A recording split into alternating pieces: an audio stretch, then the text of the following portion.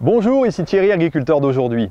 Alors nous voici dans une nouvelle vidéo, le pneu de A à Z réalisé en collaboration avec Michelin.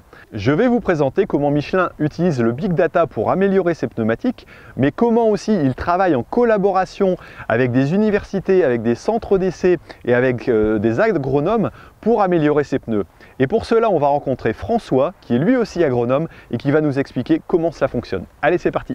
Bonjour François. Bonjour Thierry. Alors, est-ce que tu peux m'expliquer ton rôle au sein de Michelin? Alors, je m'occupe de tous les partenariats que l'on a en recherche sur la partie agricole, ainsi que le suivi des usages des véhicules agricoles. D'accord, le suivi des usages, c'est en utilisant des trackers, c'est ça? Des petites balises GPS, vous arrivez à savoir les usages dans certains pays ou dans certaines régions d'un tracteur agricole, s'il roule toujours sur la route, s'il est dans les champs, s'il va vite, s'il va lentement, j'imagine. C'est un peu pour suivre ça, c'est un peu du big data quelque part, de la donnée qui va vous permettre de qualifier et de savoir l'usage réel qui est fait à certains endroits. Voilà, c'est exactement ça en fait. On cherche à... L'idée, c'est d'avoir beaucoup de données, de suivi des véhicules, de tout type de véhicules agricoles, hein, des moissonneuses, des sprayeurs, des flotteurs, etc., des tracteurs bien sûr. Et c'est d'avoir à travers toute une caractérisation des véhicules, du comportement des véhicules, alors tu l'as dit, des vitesses, du temps passé sur la route, des distances qu'ils font sur la route, de pouvoir saisir est-ce qu'il y a des évolutions fortes qu'il faut qu'on suive pour que nos produits collent à des évolutions.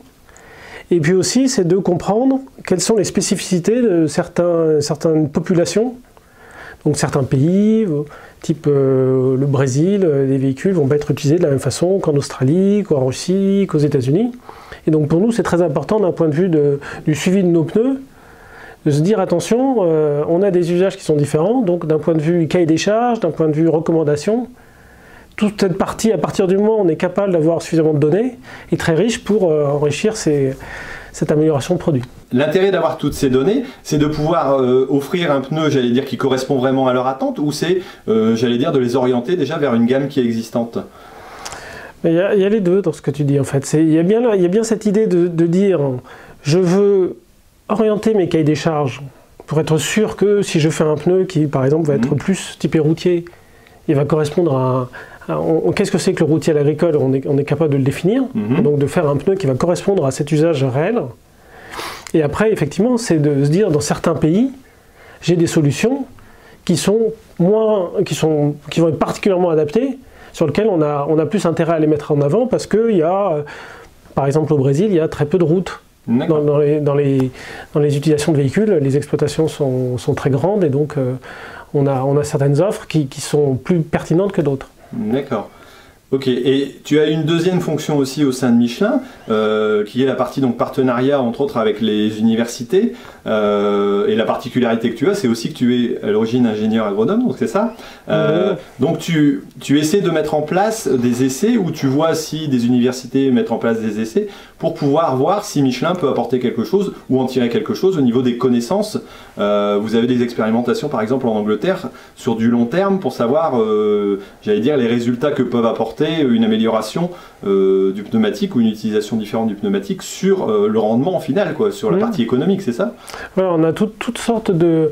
En fait, l'intérêt d'avoir dans ce domaine, d'avoir des partenariats avec des universités, des organismes de tests un petit peu partout, c'est d'aller chercher les vrais experts, qui sont les experts de l'agronomie, du sol meuble agricole, etc. Des gens qui sont capables de monter des expérimentations très complètes, très crédibles, sur... Est-ce que nous, on développe depuis plus de 10 ans des pneumatiques basse pression? Quel est l'apport réel de ces pneus en termes de tassement du sol, en termes de physique, de dégradation du sol? Et puis après, de faire des expérimentations plus long terme sur est-ce que ça améliore un rendement de blé en Angleterre, un rendement de maïs aux États-Unis, un rendement de canne à sucre au Brésil? Toutes ces expérimentations, Michelin n'est pas équipé, n'a pas la crédibilité pour le faire. Donc on va aller rechercher des partenariats avec des universités, des instituts de test pour monter, ou parfois ces programmes existent et on les rejoint. D'accord, donc vous pouvez essayer d'apporter quelque chose et mieux comprendre. C'est vraiment la partie, j'allais dire, scientifique vraiment du test, parce que vous avez d'autres tests et d'autres personnes s'occupent de tests chez des agriculteurs qui eux ont aussi un retour et un rendu qui vous font.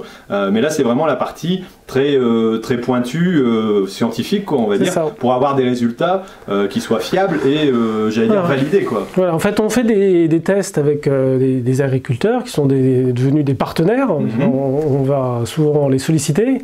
Donc là ce qu'on attend c'est un retour, c'est une impression, c'est de nous dire, et là c'est très important d'avoir ça.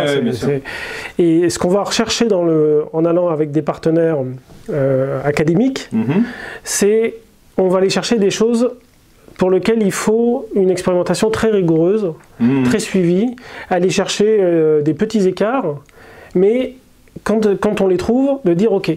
C'est pas Michelin qui va vous dire que on fait 2% ou 4% de mieux sur une performance, c'est l'université qui ont fait des tas de ce type-là et qui a la... Oui, puis qui a les protocoles, qui a la crédibilité quelque part, et c'est pas vous, j'allais dire en tant que vendeur quelque part de pneus ou tout au moins fabricant, d'aller dire voilà, nous, ça nous permet de gagner 3% de rendement sur une durée. Quoi. Et c'est des expérimentations qui sont trop lourdes pour mettre chez un agriculteur. Parce qu'il faut suivre un protocole, il faut faire des répétitions, des reproductions.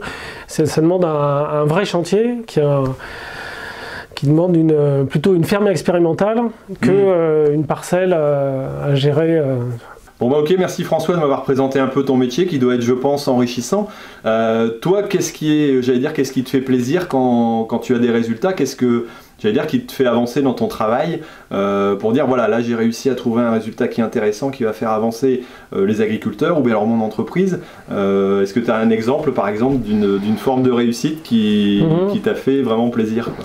Alors, je peux parler de choses très récentes puisqu'il y a 15 jours on a fait un plan d'expérimentation avec l'université de Berne et l'université d'Aarhus au Danemark. Et en fait, on a instrumenté dans les parcelles ici des capteurs, des sondes qui sont dans le sol. Dans le sol et qui mesurent le stress du sol quand on passe des véhicules.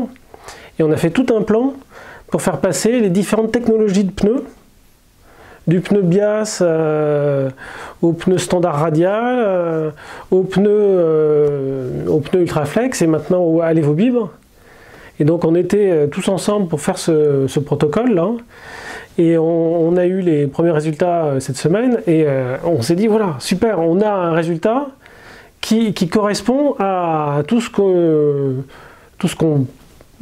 pensait, tout ce qu'on avait simulé. Et là, on a vraiment dans un vrai sol agricole, on a ce résultat. Et ça va donner lieu à une publication, une communication à l'ISTRO en septembre, dans la communauté scientifique des spécialistes du sol. D'accord, donc on voit qu'il y a vraiment une interaction avec aussi la partie science et ça nous permet aussi d'avancer, nous sûrement agriculteurs. Écoute, merci François et puis bonne continuation dans ton travail et continue à nous prouver scientifiquement que le bon usage et la bonne utilisation d'un pneu est vraiment capital pour nous pouvoir avancer. Merci. Merci Thierry. Nous arrivons à la fin de cette vidéo, alors surtout n'hésitez pas à aller voir les autres vidéos de cette série, le pneu de A à Z réalisé avec Michelin, tout simplement en allant cliquer sur la petite fiche ici au-dessus ou tout simplement sur la petite vidéo qui va apparaître ici et d'aller voir les autres vidéos de cette série. Alors moi je remercie Michelin de m'avoir permis de découvrir vraiment tout cet univers du pneumatique, d'avoir pu rencontrer des personnes vraiment intéressantes et je vous propose donc d'aller vous aussi découvrir les autres en allant cliquer là-dessus. Allez, moi je vous dis à bientôt sur d'autres vidéos agriculteurs d'aujourd'hui. Allez, ciao!